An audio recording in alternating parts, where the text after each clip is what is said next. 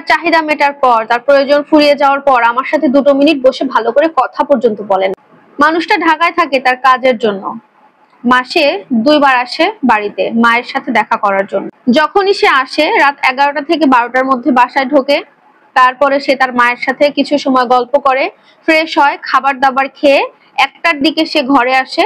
এসে তার প্রয়োজনটা মিটিয়ে সে তার মতো ঘুমিয়ে পড়বে। আবার ঠিক সকালবেলা ঘুম থেকে উঠবে, খাওয়া দাওয়া করবে, বাড়িতে সবার সাথে গল্প করবে, তার মায়ের সাথে বসে সময় কাটাবে, দুপুরে খাবে, একটা ঘুম দেবে এবং সন্ধ্যার দিকে উঠে সে তার বন্ধুদের সাথে আড্ডা দেওয়ার জন্য বাইরে চলে যাবে।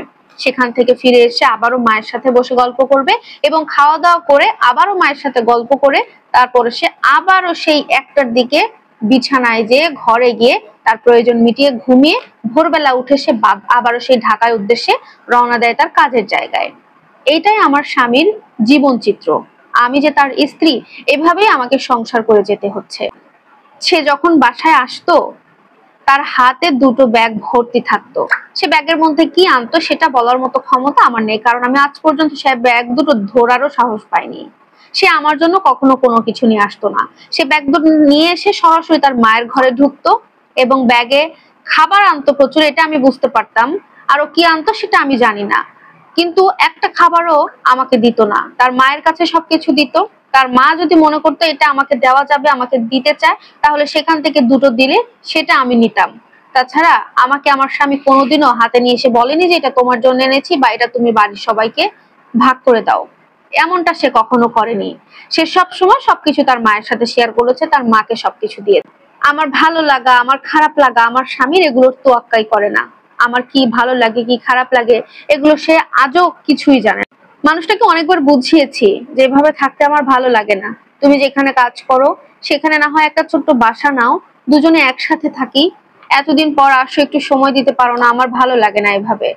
তার সাপ কথা, আমার সাথে যদি সংসার করতে চাও তাহলে মায়ের সাথে তোমাকে গ্রামের বাড়িতেই থাকতে হবে এবং ভাবিদের সাথেই তোমাকে থাকতে হবে।